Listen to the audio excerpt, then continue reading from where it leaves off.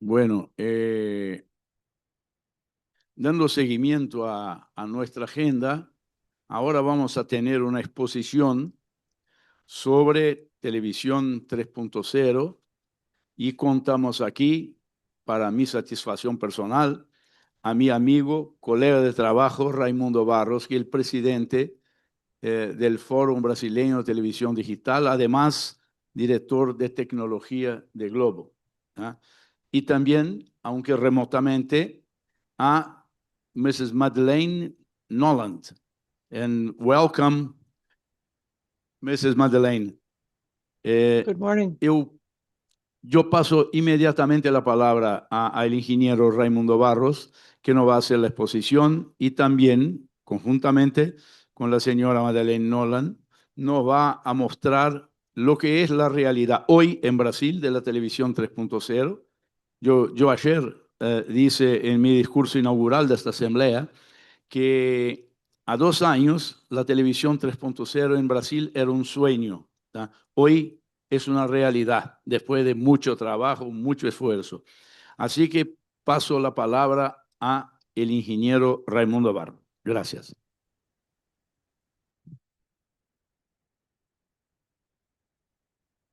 Olá, buenos dias a todos. É um prazer.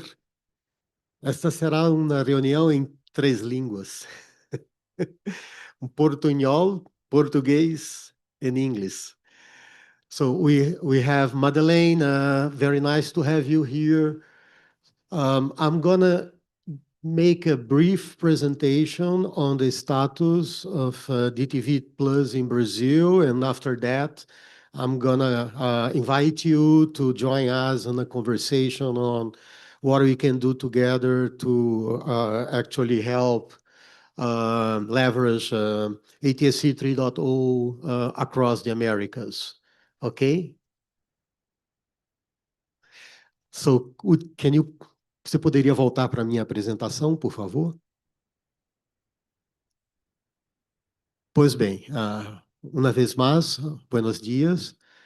É um prazer estar com vocês aqui hoje. Lembro que ano passado, em novembro, em Montevideo, eu tive a oportunidade de explicar o que é a DTV+, a TV 3.0 no Brasil. Hoje explicarei quais são os planos de desarrollo para que comecemos as operações em 2026.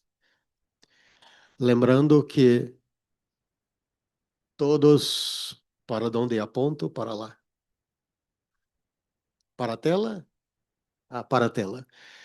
Este é um slide que costumo sempre mostrar, porque ele apresenta a evolução da TV aberta no Brasil nesses últimos 75 anos. Todas as evoluções que tivemos desde os anos de 1950 foram evoluções que ampliaram a qualidade, a experiência do consumidor. Todavia, nós estamos em 2025, mas a TV aberta em todo o mundo tem o mesmo modelo de negócio que tínhamos lá em 2050. Em 1950, perdão. Vivemos basicamente de break comerciais, vivemos de patrocínios, sponsorship, e vivemos de branded content, merchandising, o conteúdo, a publicidade dentro de conteúdo. Nada mudou em 75 anos. Todo o esforço de desenvolvimento da TV 3.0 no Brasil, agora em 2025, é para mudar isto completamente. O que pretendemos é que a TV 3.0 ela insira definitivamente a TV aberta na economia digital. Portanto, todos os atributos que tornaram a economia digital a mais importante do mundo passam agora a fazer parte das ofertas da TV aberta. Entretanto, a TV aberta não abre mão de suas características essenciais: a gratuidade, o alcance, a segurança para a população, a conexão local com nossas comunidades, mas ela também passa a se apresentar como uma plataforma digital de negócios e de relacionamento com o consumidor.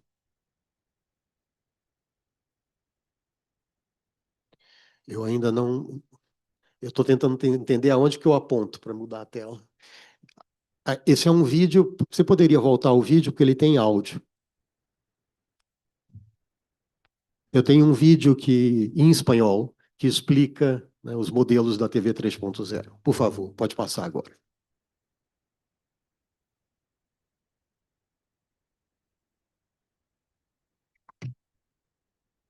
Tu manera de ver la tele es lo que nos hace avanzar. La TV 3.0 ahora es TV+.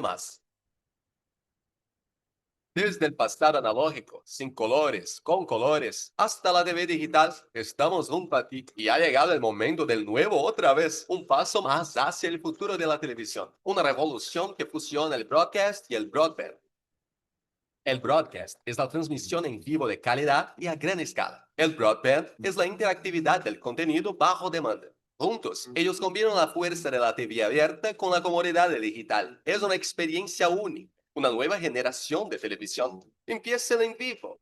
¿Qué plataforma voy a abrir hoy? Ahora todo es aquí. En la misma televisión puedes ver el telediario que te da los buenos días. Bom dia! ¡Bom dia! Bom dia para todo mundo! El streaming hecho a tu medida de ultra alta definición. El gol de tu equipo sin retrasos. Y la telenovela que detiene al país todas las noches. Y con la opción de pausar, volver a ver, compartir, comentar. Los canales se convierten en aplicaciones, unidos en un ambiente seguro e intuitivo, para que naveguemos como lo hacemos en la computadora o en el celular. Un centro de entretenimiento completo en tu televisión, con más calidad, resolución de 4K hasta 8K, optimización a través de la tecnología HDR, más detalle, más colores, más nitidez, y un sonido envolvente que te sumerge a la escena y te permite elegir cada capa de sonido.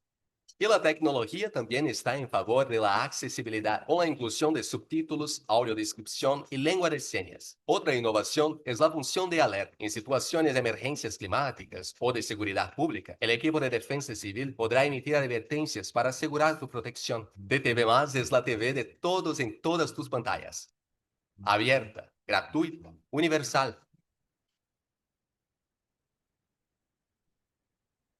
De la integración a la máxima interacción. ¿Quieres votar por tu favorito en el reality show? Haz un clic y listo. ¿Quieres participar de un chat con los otros espectadores? Es muy fácil. ¿Te gusta una receta? Llena tu carrito de compras. ¿Quieres ver una jugada del partido desde otro ángulo? Cambia la cámara del link. Sin obstáculos entre la televisión, el internet y tú, las marcas tienen nuevas posibilidades. Informaciones extras, compras online, banners interactivos, compras integradas y contextualizadas. La publicidad dirigida, combinada con el poder del alcance masivo, haciendo que la importancia y el índice de conversión crezcan. En esta nueva era de la TV, la inteligencia artificial genera recomendaciones, entrega servicios esenciales a la gente, anticipa tus preferencias y lo que ni siquiera sabías que necesitabas ver, encuentra para contarte una historia dinámica y atrapante. Muy pronto, en tu casa, en la casa de todos, la televisión del futuro. Ven ahí DTV+. Más calidad, más personalización, más inclusión, más recursos, mucho más televisión para que disfrutes.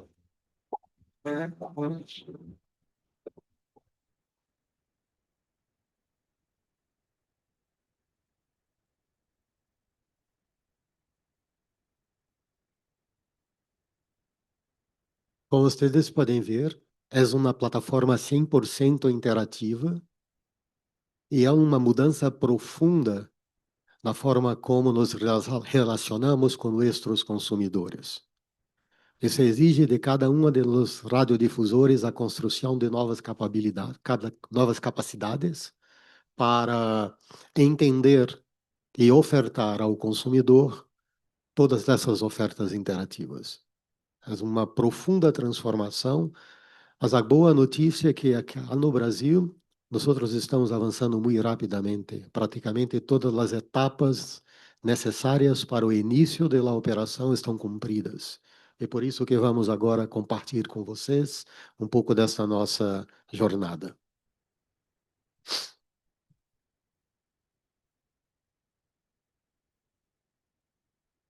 Primeiro tivemos, 3 meses atrás, em agosto, a assinatura do decreto presidencial do presidente Lula, que regulamenta a televisão digital de terceira geração no Brasil.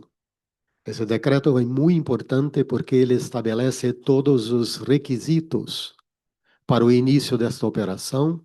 E a mais importante notícia é que, neste decreto, nós temos todas as características que tínhamos imaginado para o novo serviço perfeitamente respeitado.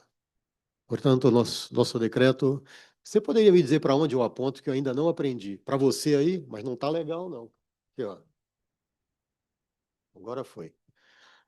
Esse decreto, ele tem 3 importantes características para o futuro da TV 3.0. A primeira é a garantia de que o acesso à TV aberta em todos os novos televisores no Brasil está garantido com proeminência, o que significa que não estaremos mais escondidos na pantalla, como estamos hoje. Todos os aplicativos que representam os canais de TV aberta estão no primeiro plano do televisor. É o acesso direto a estes aplicativos.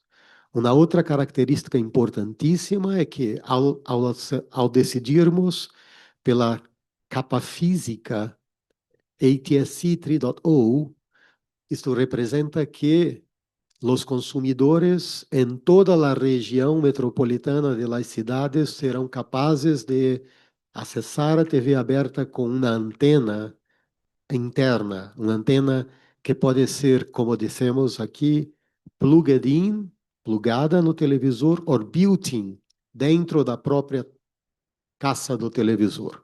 Todos os televisores terão uma antena que vem junto com ele.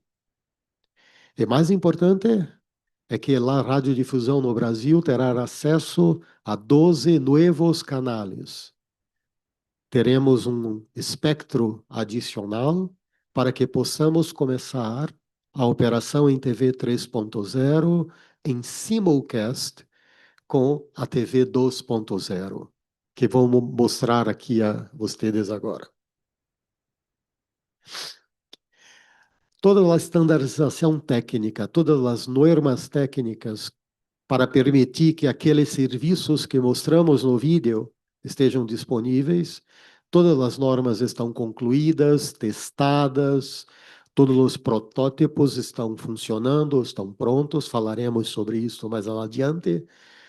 E concluímos agora, no dia 21 de outubro, a consulta pública para as normas, novo padrão, e estas normas serão publicadas definitivamente e se tornarão o novo padrão oficial do Brasil agora no início de dezembro, que é a última etapa na parte de normatização. Já mencionamos, como mencionei, todos os televisores futuros do Brasil, eles terão os aplicativos de TV aberta que passarão a fazer parte da primeira pantalla do TV, como vem aqui, o DTV+. Né? Todo o controle remoto terá um botão, um hotkey, para acesso direto ao ambiente da TV aberta, o DTV+. E como mencionei, todos os televisores terão uma antena interna, porque neste novo padrão, em toda a área de cobertura, você consegue receber o sinal com qualidade, com uma antena interna.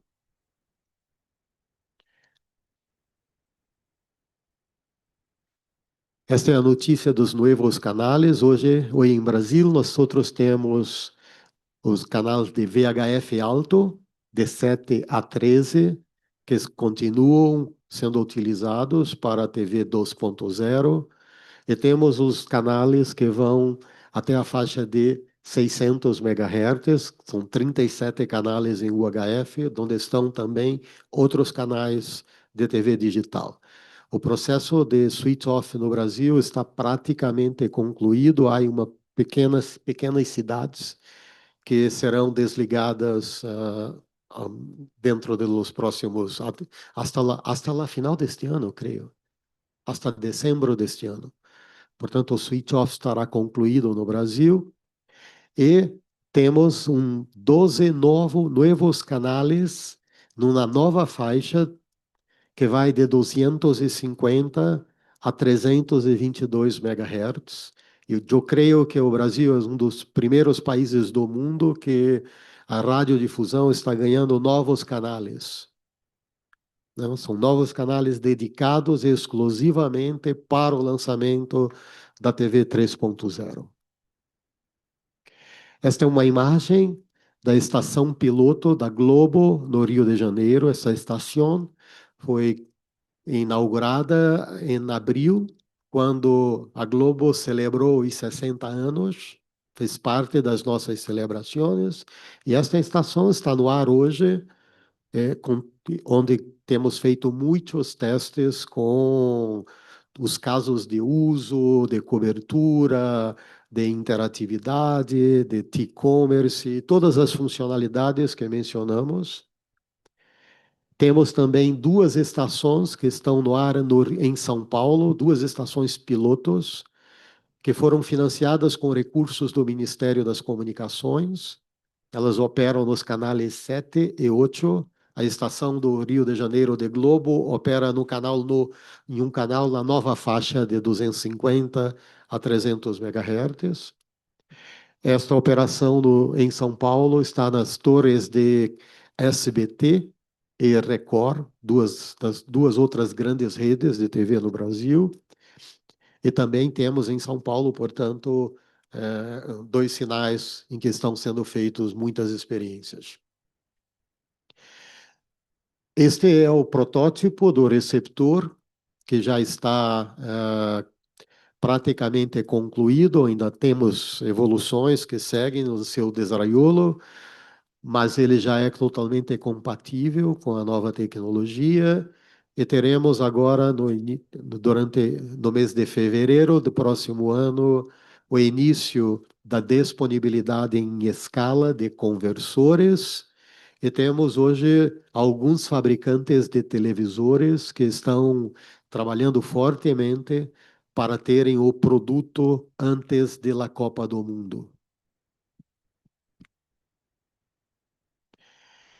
E esta é a nossa rota até o lançamento comercial durante a Copa do Mundo de FIFA de 2026. Começamos este ano, no primeiro semestre, com a estação piloto do Rio de Janeiro. Em agosto, as 2 estações piloto de São Paulo. Teremos por volta de março, abril, o início da operação com as estações de Globo no Rio e São Paulo. Outras emissoras estão também planejando suas estações para Rio, São Paulo e Brasília. Temos um acordo de cooperação com a Artear, que está desenvolvendo uma pequenina estação piloto para avaliar a tecnologia na Argentina, né? E teremos, portanto, com o início da Copa do Mundo, o início da operação comercial em 2 cidades garantido, Rio e São Paulo, e estamos considerando Brasília também. O que entendo ser importante numa conversa com todos os radiodifusores de América Latina é que nós temos um mercado, considerando todos os países das Américas, tem este ano em torno de 73 milhões de televisores são vendidos a cada ano. No Brasil são cerca de 12 milhões de televisores, nos Estados Unidos em torno de 40 milhões de televisores por ano. E quando consideramos, portanto, toda a América Latina, dos 70 2 milhões de televisores, cerca de 72% deste mercado vai compartilhar um mesmo padrão, porque o padrão nos Estados Unidos e o padrão no Brasil, eles têm diferenças, sim, mas a plataforma tecnológica é muito semelhante, o que significa que um projeto de TV avançada que cubra todas as Américas, ele tem um benefício de termos um único televisor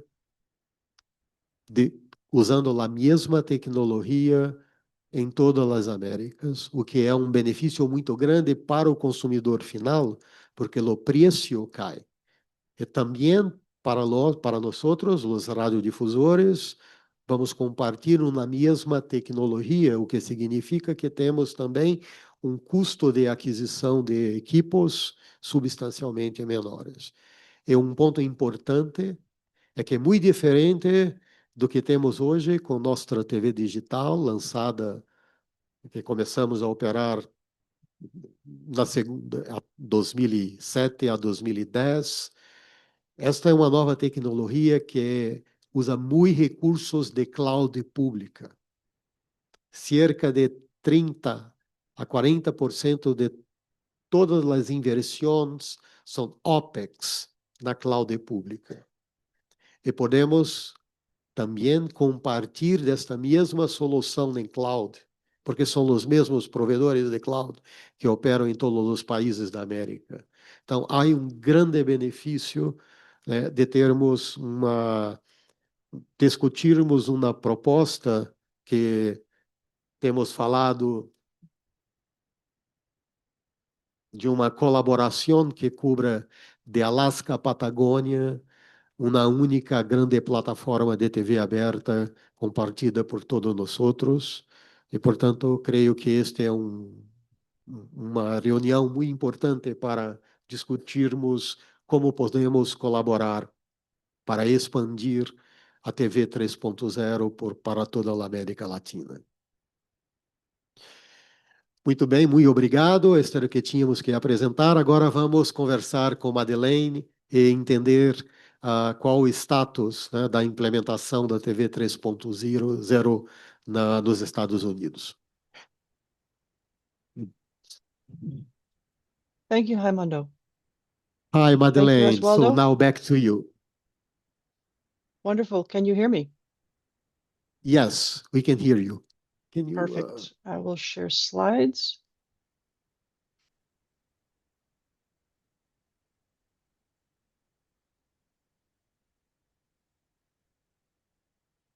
You can see the slides? Yes. Perfect. Thank you. So thank you very much for having me as one of the presenters on this panel. And my apologies that I could not be there in person due to other travel obligations, but I wish that I could be there in person. I love traveling to Brazil and seeing all my friends there. And thank you very much again for having me. My name is Madeleine Noland. I am president of ATSC. And I have about a 20 or 25-year background in this industry. And among the things that I do is I also chair the working group on broadcasting in CTEL PCC2, and look forward to working with all of you in that context, as well as many others in Latin America. Raymundo spoke a lot about what is going on in Brazil with DTV+.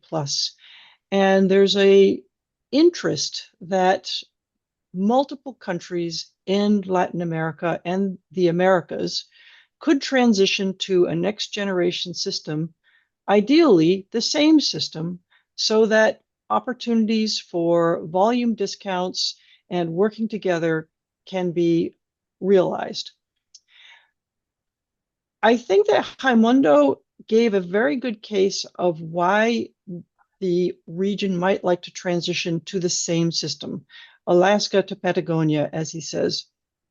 I would like to spend a little bit of time, however, talking about why you should make a transition in the first place. Almost regardless of which system you choose, why should you make a transition on your television system? And I'd like to talk about that in the context of free speech. First, a little bit about ATSC, the Broadcast Standards Association. We are a standards development organization, kind of similar to SBTVD Forum, except that we are open to international membership. So ATSC is a multinational organization. Our headquarters are in Washington, D.C., but our members come from all over the world, and those that implement the ATSC standards are also all over the world, from Asia to North America, Central America, Caribbean, and more. I want to take a little bit of time to talk about history, because this is an important background for why we make transitions. We think about NTSC, the analog television system that was used in the United States and other countries. It was very successful. It had a 60-year lifetime. 60 years that standard was successful.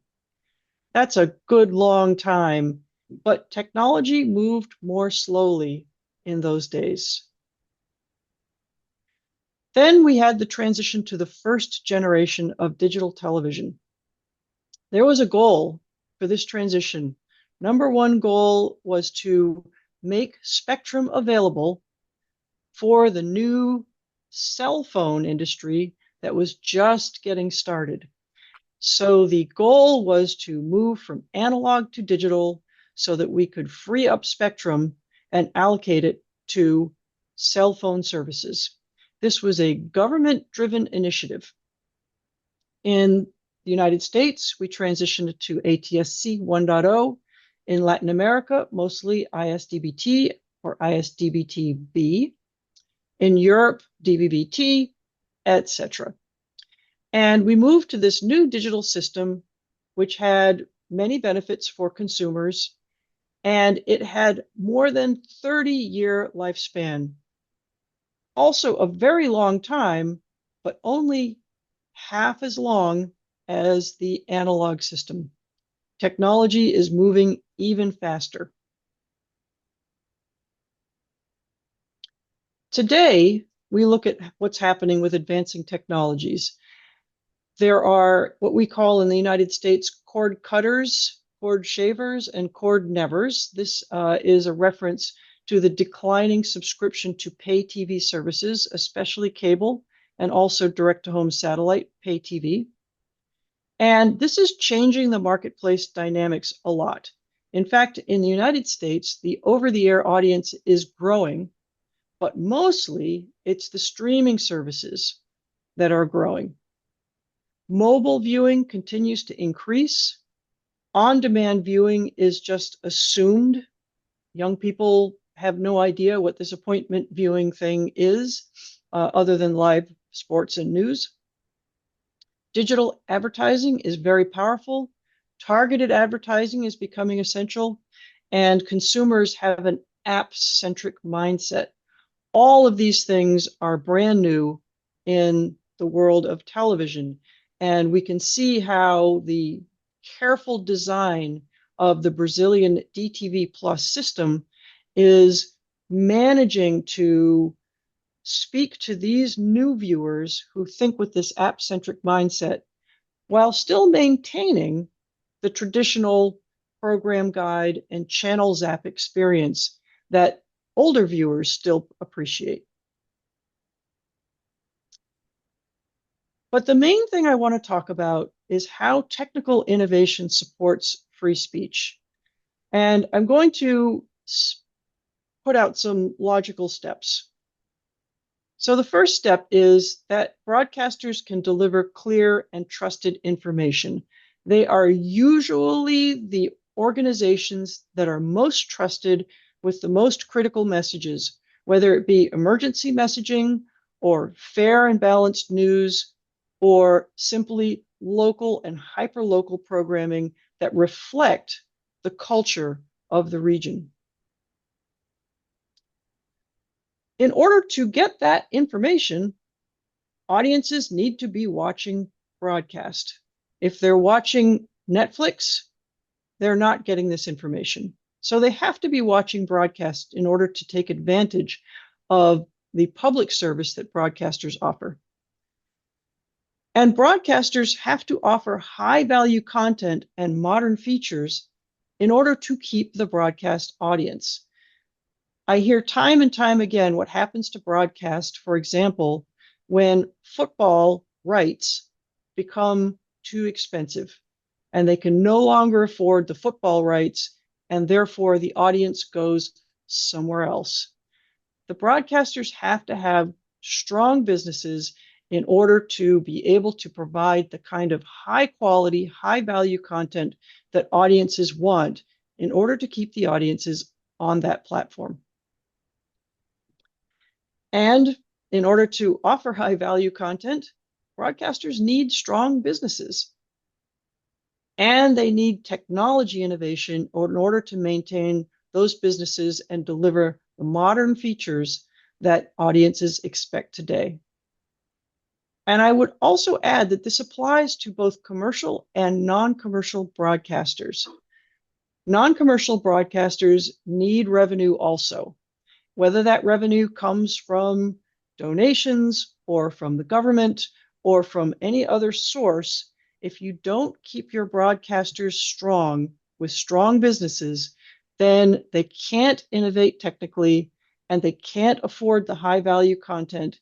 And so viewers will leave the platform. And now we have broadcasters that are offering great public services and nobody's watching. So this is the most important logic. If you want your broadcasters to be strong and continue to deliver the public service messaging that they do well, they have to be enabled to have strong businesses.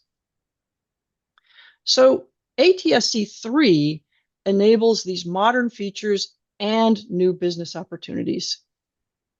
It has more channel capacity, so you can deliver more data, or you can deliver more services, or you can deliver higher quality video. It offers better reception, including indoor, vehicles, mobile. It offers the hybrid OTA and OTT system, so you can combine the over-the-top streaming experiences with the broadcast experiences. In fact, one thing that Raymundo said at the ATSC conference last year was he has two content delivery networks, two CDNs, OTT, OTA. And from the point of view of Globo, we're going to use those two delivery networks the best way we can. And we're going to combine the experiences at the viewer's screen. We also, of course, have the enhanced experience for the viewers, better video, better audio, more accessibility opportunities, interactivity, and advanced emergency messaging. But one of the most important things is it enables new business models. And this is what broadcasters need in order to stay strong. They need the advanced advertising, the possibility of pay-per-view and subscription services over the air, better service usage reporting, and this thing called data casting, which is the opportunity to deliver any other kind of data in addition to linear TV. So ATSC 3 enables modern features and new business opportunities so that broadcasters can offer high-value content and modern features so that audiences are watching broadcast when the important information is really needed. For ATSC 3.0, the IP backbone is what we would consider the game changer. It is the first digital television broadcasting system in the world that is built from the ground up to deliver IP data packets. And that allows these hybrid over-the-air and over-the-top services to take place more easily. And it also allows this concept of data casting, meaning that broadcasters can develop new businesses and new verticals by delivering data, for example, to enterprise customers, in addition to linear television for audiences. So Broadcasting is no longer an independent silo. The use of IP takes advantage of the evolution of the speed of the internet. Broadcast and broadband as peer delivery mechanisms can enable the new hybrid services and the ability to seamlessly incorporate niche content in addition to the mass market content. It also enables new business models, localized, addressable insertion of ads or other content, and new revenue model for broadcasters that has previously only been available to pay TV or web service operators. I should say that TV 2.5 in Brazil has worked with some of these targeted ad concepts, and so it's not brand new, but hopefully ATSC makes all this easier. Of course, we have better video and better audio. The more efficient video and audio coding technologies include HEVC, which is used in the United States and in South Korea, and VVC, which is being used in Brazil. Also, there are two new audio codecs, AC4 using Atmos and MPEG-H 3D immersive audio. In terms of spatial and temporal resolution, the system can do up to 4K UHD 120 frames per second using HEVC. It can actually go up to 8K UHD 60 frames per second with VVC. It's also pretty fascinating that in laboratory experiments, we have seen ATSC 3.0 carry 110 megabits per second using all of the latest technologies, including MIMO. High dynamic range and wide color gamut are possible using HDR10, Dolby Vision, Advanced HDR by Technicolor, and HDR10+. All are possible in the ATSC standard. And there's also personalization of audio. The dialogue level control can be managed by the audience. So the audience can choose to have louder dialogue compared to the music and effects. It's also possible to deliver alternative commentary and multiple languages. In ATSC 1.0, we could only carry 2 languages.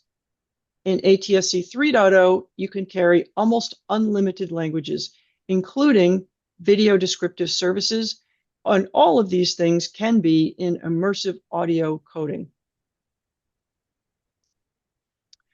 So the consumer experience is going to be greatly improved. And if we can deliver high quality content, the consumers will see the difference and hear the difference. As I mentioned, there's also new accessibility features. If it's important to get the message of public service that broadcasters can offer, then it's important to get those messages to everybody. Very inclusive opportunity with ATSC 3.0. Certainly, there is robust audio and closed caption transmission. So the idea is that those elements of the service can be delivered even more robustly than the picture. So if something happens to picture reception, you can still get sound and you can still get captions. There's also improved audio intelligibility for hearing impaired people and new features for improved dialogue and narrative intelligibility, including specific volume control for each of the tracks in the audio feed.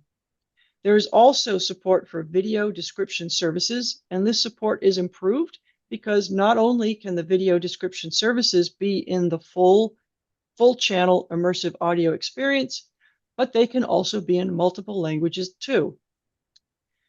ATSC 3.0 feature set supports visually impaired people with audio description of video, hearing impaired people with closed captioning, closed sign language, and dialogue intelligibility. And the advanced emergency alerts and information can also take advantage of all of these features. So when it's really important to get the information to the people, you can get the information to all the people. The emergency messaging system is also very robust and very interactive. It's possible now to deliver rich media such as video and web pages, evacuation maps, what to do, targeting messages by geolocation, on-screen icons, prompts, and summaries are all possible. You can update or recall messages as needed.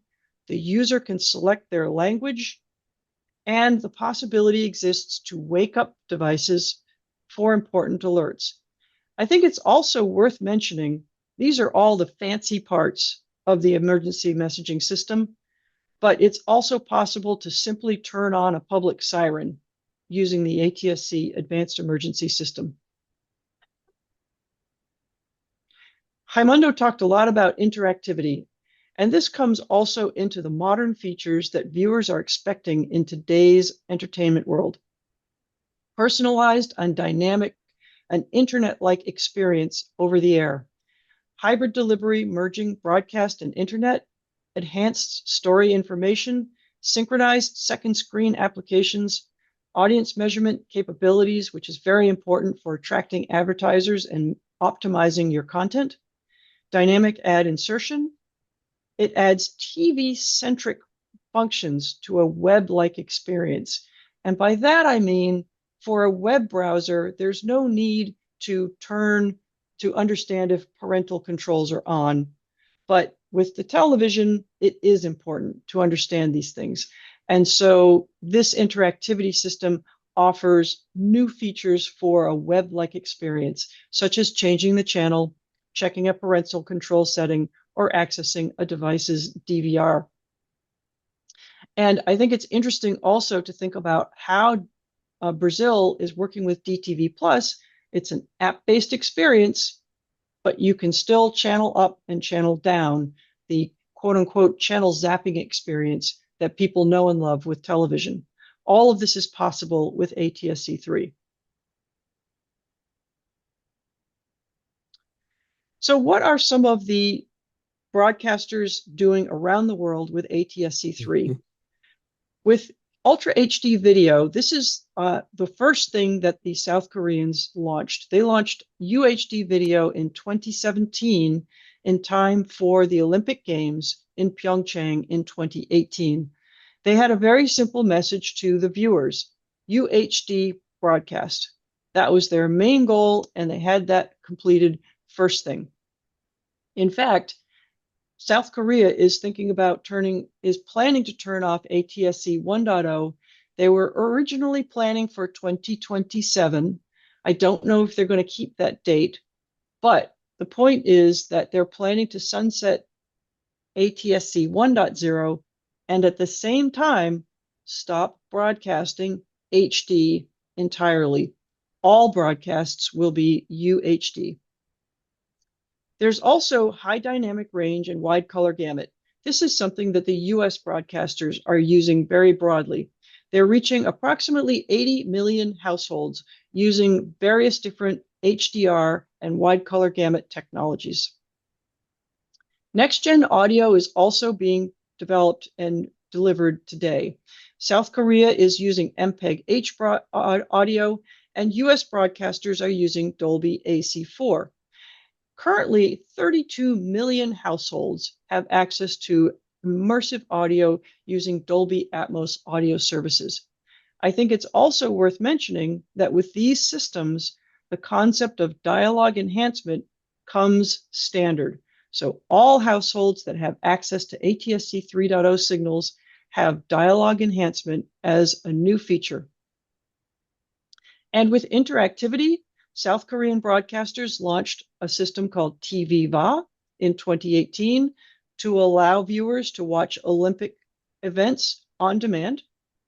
And the US broadcasters are reaching approximately 70 million households with interactive access to local on-demand content. And about 38 million households in the US have access to Start Over TV, which is an interactive feature that has been very successful in Europe. The idea that you started watching TV in the middle of the program and you have an opportunity to start the program over again. There's also opportunities for new use cases and new businesses. As I mentioned, there's the concept of data casting. We can deliver more than linear TV nowadays. We can deliver distance education materials to our rural populations. We can deliver firmware and software updates to the Internet of Things. We can deliver navigation system updates to cars, or file-based media services, or traffic offload from unicast networks. We also have GPS enhancements, which are becoming very, very interesting in many countries. There's a concept called BPS, which is an opportunity to create a backup system or a complementary system to GPS.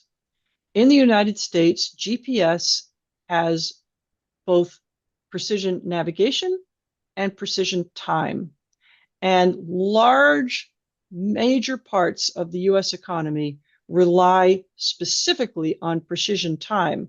This includes the transportation system, the financial system, the power grid, and many other absolutely critical infrastructure in the United States relies on precision time delivered by GPS. As we see in some of the areas of the world where there's conflict, it's not that hard to spoof or jam a GPS signal. And when that happens, those massively important parts of the economy will fail. BPS is a way that broadcasters can provide a complementary precision time signal so that in the event that the GPS or precision time from satellite is interrupted, the broadcast can fill in and provide that precision time which is necessary to keep the economy running. Also, if you have enough geodiversity of towers, BPS can also deliver precision location. The second one in this list is called eGPS. Now, this is different from BPS. eGPS assumes that GPS is working fine, and it provides an enhancement to satellite-based location. It allows a device to have a much more accurate location. For example, if you are controlling a drone and you want to land the drone on a target, the drone will land somewhere within a meter or 3. It's pretty good. With eGPS, you can land the drone within 10 centimeters. Very precise. And in South Korea, they're already making strong businesses with this particular use case. They are selling receivers and licenses to transmitters, and they have a business which working with agriculture and other new verticals for broadcasters.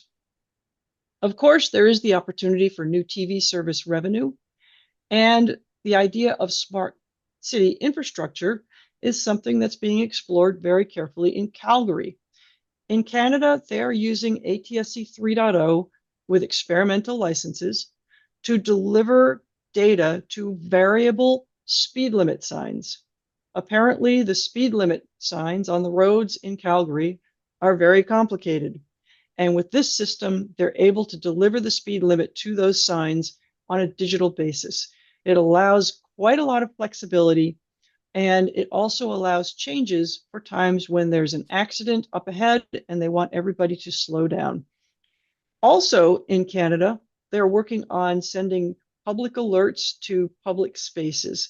So digital signage, billboards, buses, and other areas where you can get messages out to the public using the broadcast system.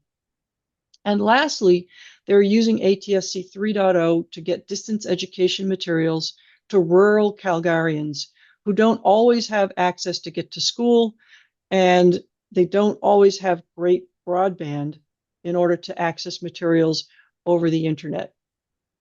All of these things are possible. And what this comes down to is, how can broadcasters maintain strong businesses in this changing media world? If broadcasters can have ways to modernize their television experience and find new opportunities to grow revenue, then they can remain strong throughout the Americas. And they can continue to deliver the public message that the public trusts and that our administrations trust broadcasters to deliver. They are the stewards of the spectrum that the governments allow them to use. And in exchange for that, they are there for the public interest. But it can't just be about the public interest. It has to be about ways that broadcasters can modernize in order to stay strong, in order to continue their public service. So this is my argument for why it's important to transition. Why is it important to modernize? We cannot sit back and wait for Netflix and Disney Plus to take over the hearts and minds of the public. We must remain strong as broadcasters in order to continue to fulfill our duties to the public. For more information about ATSC, feel free to use these links. There is also a monthly newsletter called The Standard, which is available for free. And the ATSC website is available in 7 different languages. So please feel free to browse the website in your language of choice. We will have our conference next June. Hope to see some of you there. And I also hope to see many of you in Dominica at the next PCC2 meetings in the spring. And with that, I can turn it back to Mr. Raymundo for our next speaker. Thank you very much.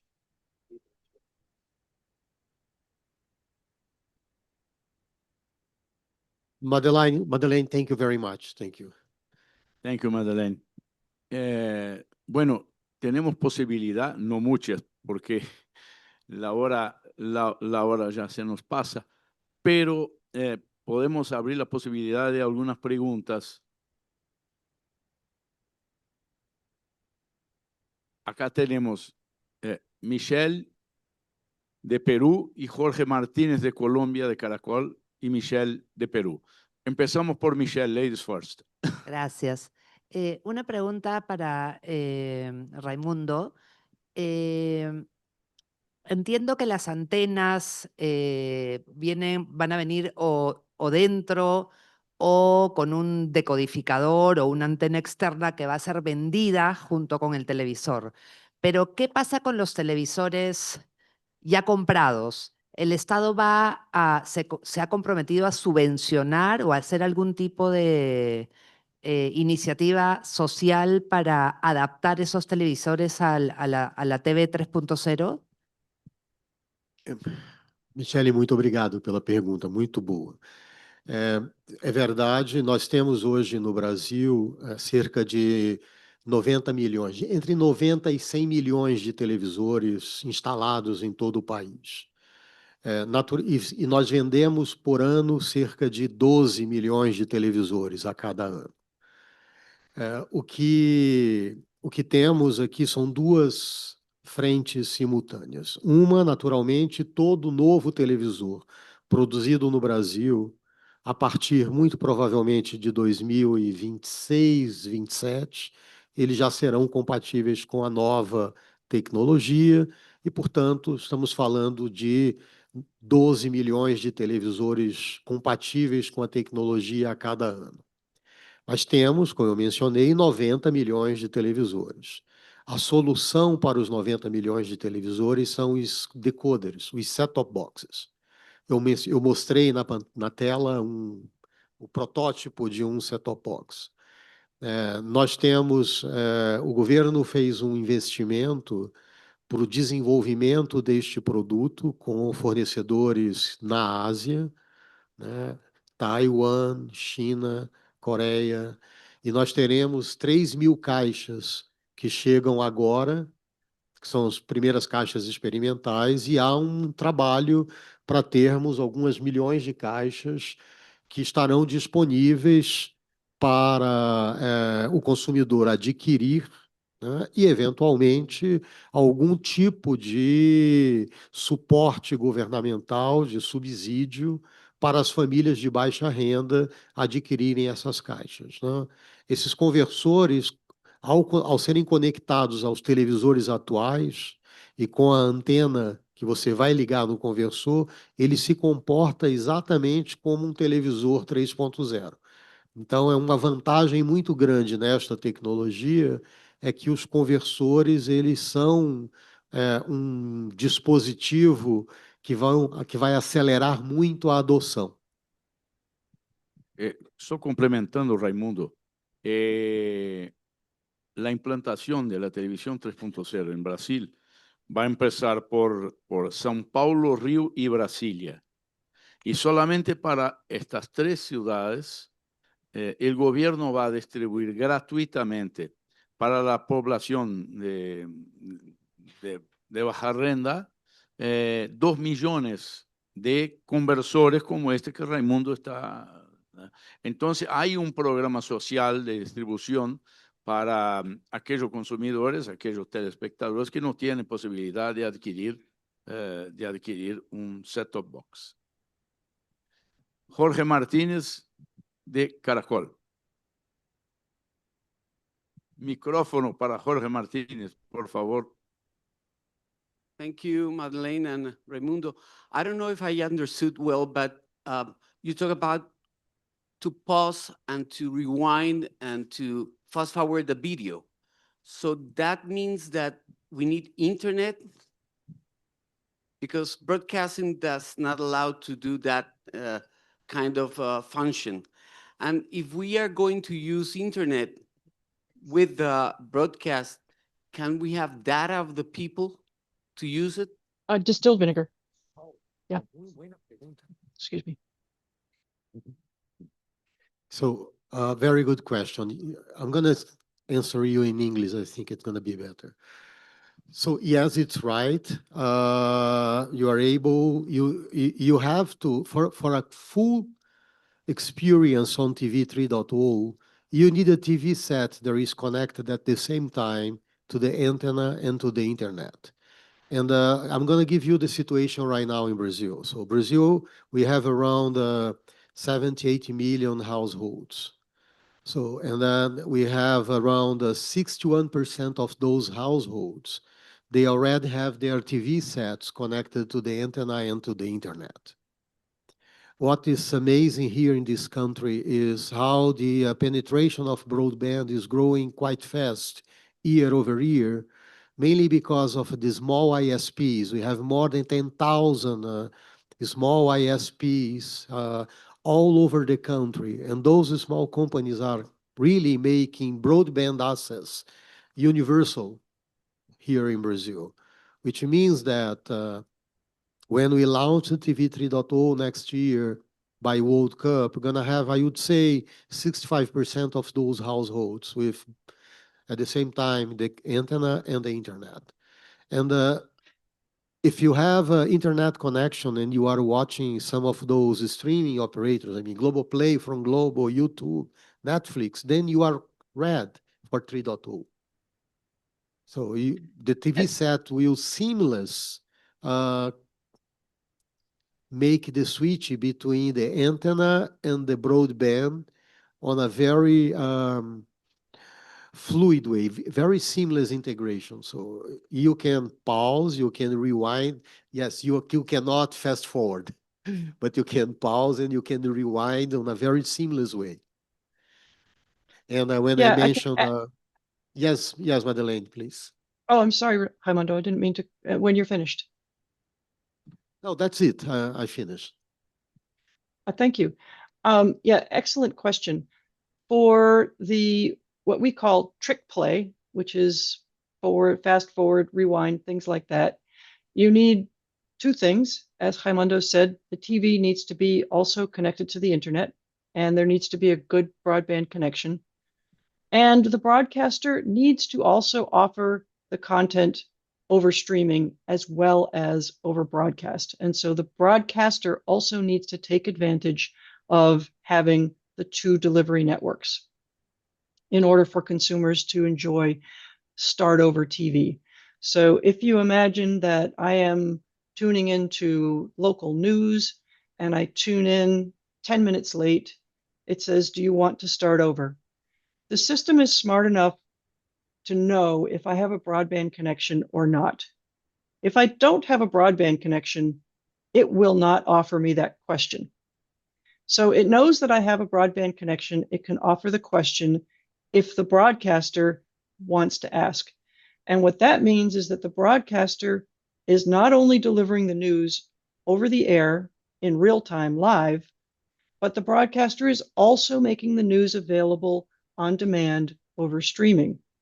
And the broadcaster application is what allows the viewer to switch seamlessly between that live over-the-air broadcast and the catch-up on demand over the internet service.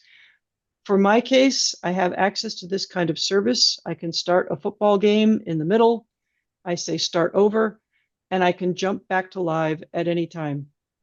But you are correct that all of these things need to be in place for that particular service. However, what's interesting about that particular service is that it is the killer app. In other words, it's something that people really love. And it's also an opportunity, perhaps, for additional revenue. Imagine if I start the news over, and I have a 5-second ad before it starts the news over again. This is new inventory for the broadcaster. The other thing that I did want to add, though, and this question comes up a lot: do I have to have an internet connection in order to watch TV with Next Gen TV or DTV Plus? The answer is no, you do not have to have an internet connection in order to watch TV. ATSC 3.0 works perfectly well with a television set or a set-top box that is never connected to the internet. You can't do all of the fancy features, but you can do all of the high-quality video, high-quality audio, multiple languages of audio, multiple languages of closed captioning. All of these things are possible with just the over-the-air connection. So it's a very rich system, even if you don't have a broadband connection. And if you do have a broadband connection, you have even better experience.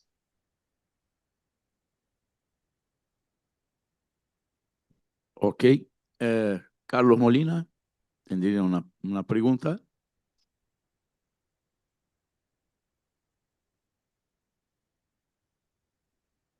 Carlos Molina, de Argentina.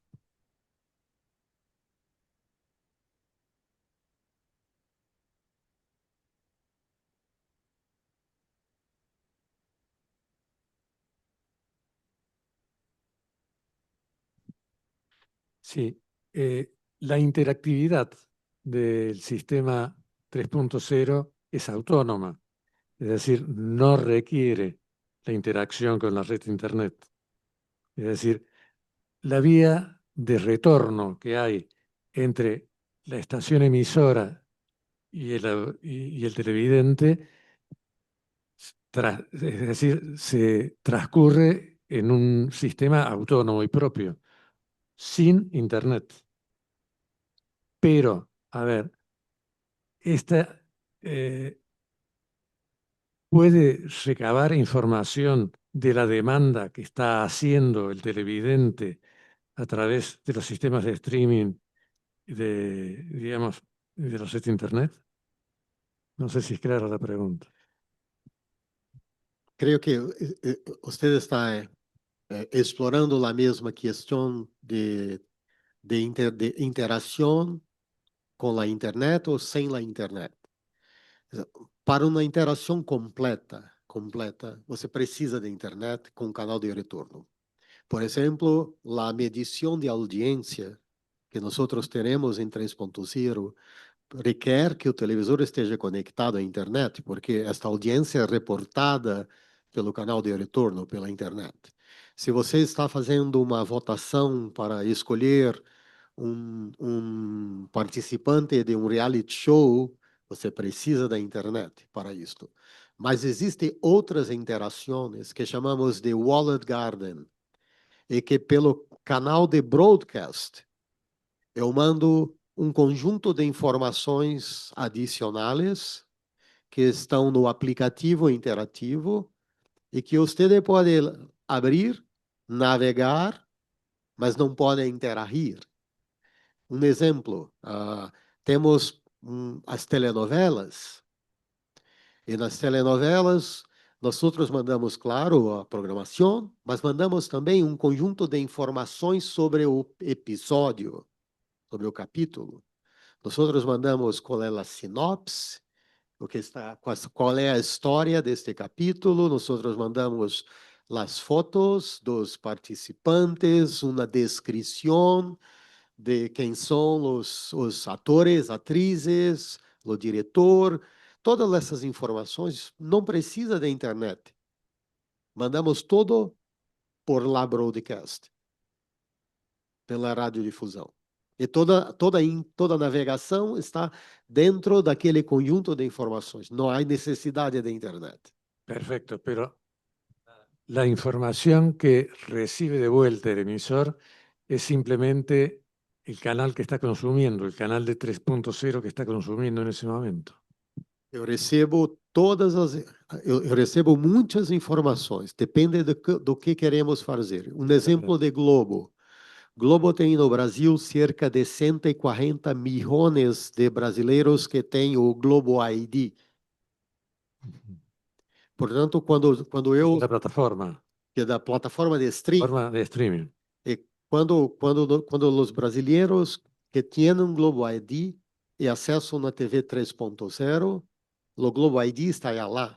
O que significa que quando o televisor não responde solamente que canal estou assistindo, ele vai dizer o Globo ID, quem é esta persona, quanto tempo ele está assistindo, o que ele está assistindo, se ele está interagindo, se não está interagindo.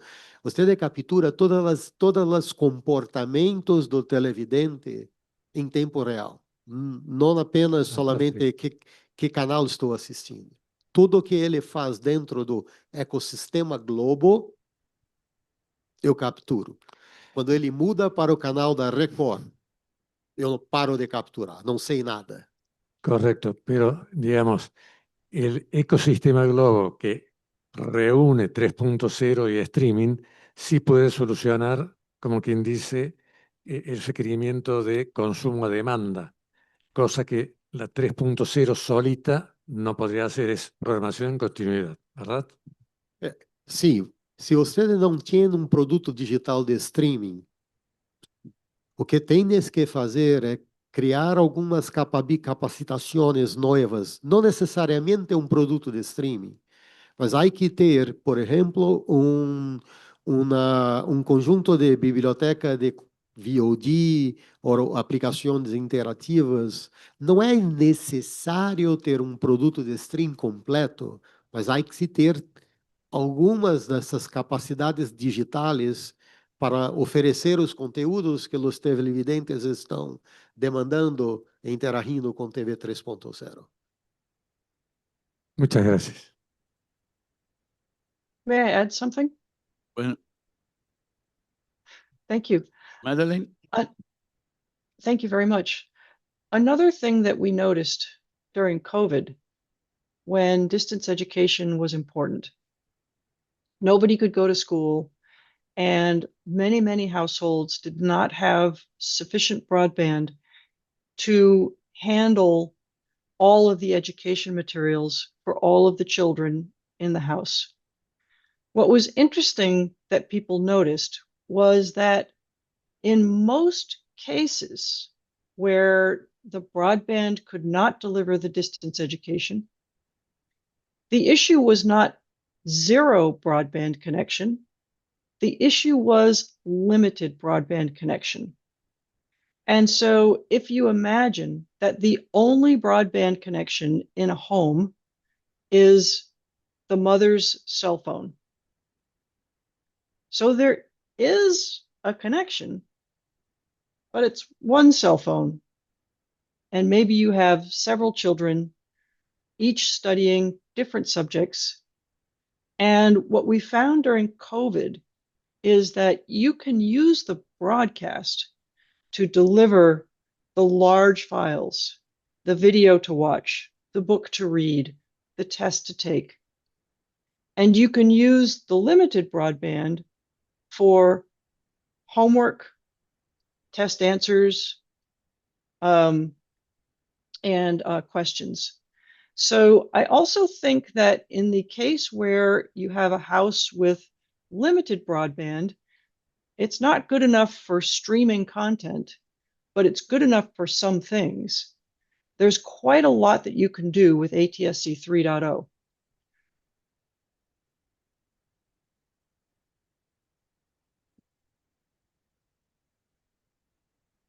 Bueno, thank you, Madeleine. Yo tengo toda la certeza que muchos de ustedes tienen muchas preguntas para hacer sobre esta novedad tecnológica, pero estamos con la hora totalmente pasada acá. Entonces, Raymundo, ¿tú te quedas con nosotros para el almuerzo? Sí, bueno, entonces, alguna pregunta se puede hacer en el almuerzo para Raymundo, que tendrá el mayor placer en hacer la respuesta a ustedes. Inclusive, Raymundo, yo creo que hay un tema importante para hablarnos después, que es el tema de el device direct to mobile. ¿Cómo lo hacemos? Porque esta es una función de la televisión 3.0 que uno va a poder asistir en su móvil. Muchas gracias, Raymundo. And thank you, Madeleine Noland, by your speech. And welcome in a year and our meetings. Okay? Entonces, invito a todos al almuerzo y volvemos en la parte de la tarde con la agenda predeterminada. Muchas gracias, Raymundo. Muito obrigado. Gracias a todos. Gracias. Gracias a todos.